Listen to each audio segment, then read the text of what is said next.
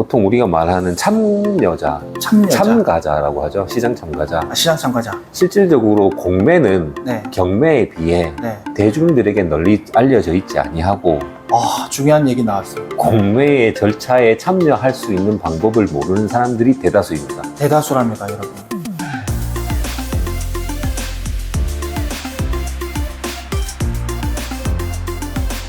반갑습니다. 룸마켓TV 도대표입니다.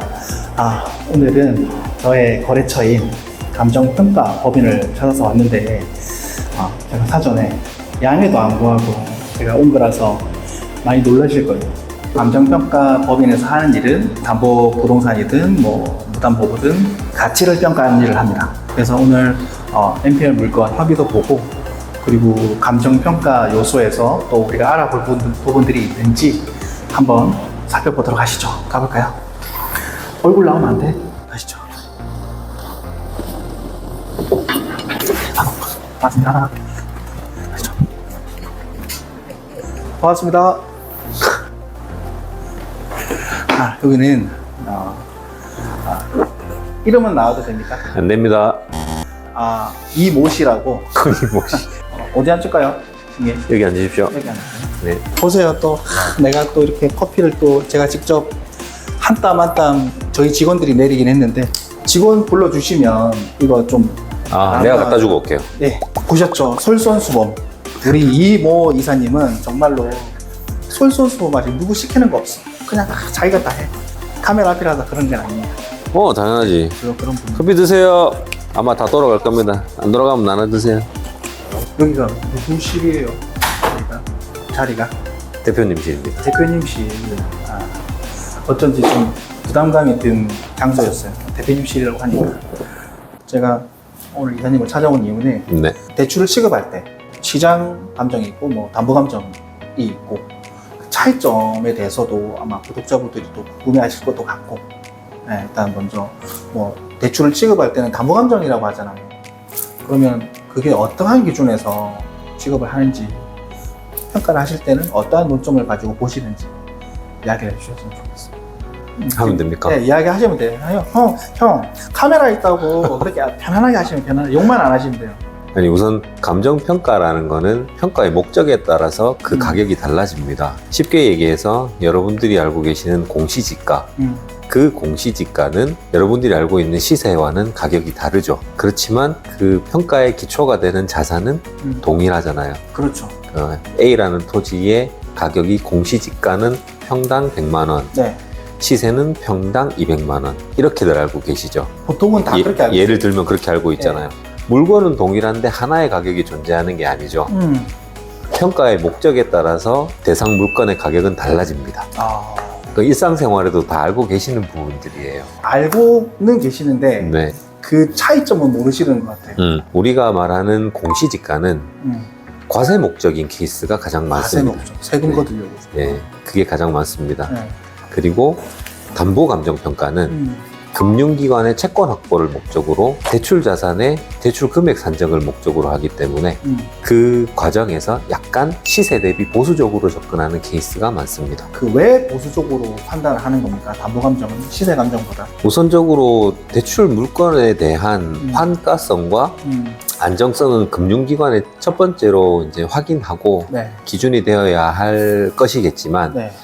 감정평가법인, 즉 감정평가 일을 수행하는 감정평가사들과 네. 금융기관 간의 일종의 협약 같은 것들이 있습니다.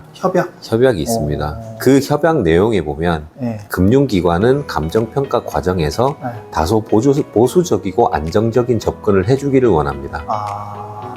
안정적이고 보수적인 평가로 인해서 이제 급부, 즉 대출해주는 그 여신 금액 자체가 기본적으로 다소 낮아질 수 있죠. 네. 그래서 본 부동산이 나중에 어떠한 절차를 통해서 환가가 되었을 때 큰 금액보다는 작은 금액이 환가될 확률이 높아지니까 그러한 논점이 맞는가요?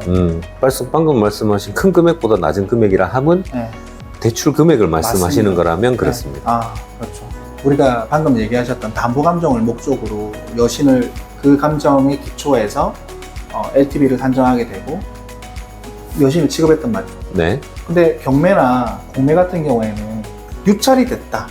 유찰이 돼서 10억짜리 부동산이 5억에 낙찰이 됐다. 그럼 그 가치는 5억입니까? 그게 그렇다고 볼 수가 없는 게 네. 대상 물건의 부동산이 가지는 그 본연의 가치는 변함이 없습니다. 본연의 가치는. 예, 그럼 10억은 10억이다? 10억은 10억입니다. 그 대상 물건인 부동산이 부동산과 결부된 다양한 권리관계와 사정들이 개입되어 있지 않습니까? 그렇죠. 그것들 때문에 네. 입찰자들이 더 낮은 금액으로 추정을 해서 낙찰 금액이 낮아졌을 뿐 그 물건의 본연의 가치는 변하지 않습니다. 대상 물건의 경매 감정평가 금액이 10억이었는데 네. 낙찰 금액이 5억이 되는 건 네. 해당 물건이 일종의 하자라고 하죠. 하자. 일장의 하자가 존재하면 낙찰 금액이 줄어들 수밖에 없습니다. 다만 그 하자가 없을 경우의 가격인 게 10억인 거죠. 그래서 그 하자가 없었으면 어떤 누구라도 그 금액을 10억 혹은 적어도 9억, 8억 정도에는 낙찰을 받는 게 정상이에요. 네, 맞습니다. 그렇지만 하자가 있는 물건이기 때문에 경매에 회부가 됐고 경매 절차 과정에서 이제 입찰자들이 더 낮은 금액으로 낙찰을 받다 보니 5억이 된 거지. 그 하자가 치유가 된다면 이거는 10억짜리 부동산이기 때문에 5억이 아니라 10억이 맞다는 거라고 말씀을 드려야 될 것 같아요. 그러면 형님 제가 여기서 진짜 롯마켓 TV를 제가 하는 본질적인 이유가 여기 있을 수도 있어요. 동일한 A라는 부동산이 있어요. 하나는 경매, 하나는 공매로 진행을 했습니다. 경매로 진행한 동일한 A라는 그 부동산은 낙찰가율이 80%에서 90%예요. 근데 똑같은 물건인데 공매로 진행했을 때는 낙찰이 안 돼요. 그 이유는 뭐라고 생각하시나요? 그거는 제가 감정평가 영역과는 약간 좀 다른 차원의 영역인데 네. 이쪽 부동산 업계에서 일을 한 경험에 비추어 봤을 때 네. 보통 우리가 말하는 참여자, 참가자라고 하죠. 시장 참가자. 시장 참가자. 실질적으로 공매는 네. 경매에 비해 네. 대중들에게 널리 알려져 있지 아니하고 중요한 얘기 나왔어요. 공매의 절차에 참여할 수 있는 방법을 모르는 사람들이 대다수입니다. 대다수랍니다, 여러분. 이게 핵심 논점인 것 같아요.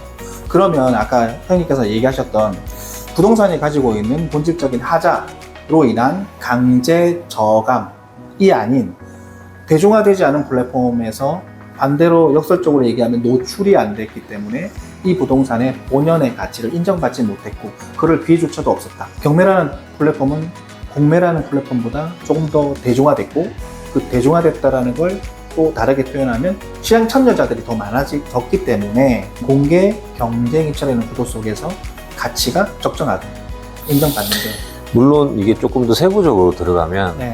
이제 신탁사 공매냐 아니면 한국자산관리공사에서 관리하는 공매냐에 네. 따라서 시장 참가자들도 또 달라지겠죠. 그거는 그 부분은 두 대표님이 저보다 훨씬 더 전문가시니 잘 설명해 주시면 될 것 같습니다. 제가 제 입으로 전문가라고 하긴 그런데 노출이라는 부분이 나름 그 공매 시장 속에서도 신탁사 공매보다는 온비드라는 그 공매 플랫폼 자체가 조금은 더 대중화되어 있어요. 조금은 더 대중화되어 있다 보니까 온비드 쪽에 캠코 쪽에 별도로 요청을 해서 같이 좀 너희 플랫폼에 오픈해서 매각 절차를 진행했으면 좋겠다 라고 해서 진행되는 건이라고 저는 알고 있어요. 그러면 여신을 취급하기 위한 감정이 담보 감정이면 네.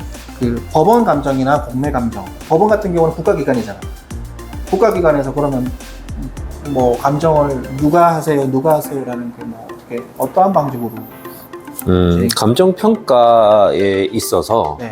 경매의 감정평가는 네. 법원에서 죄송합니다.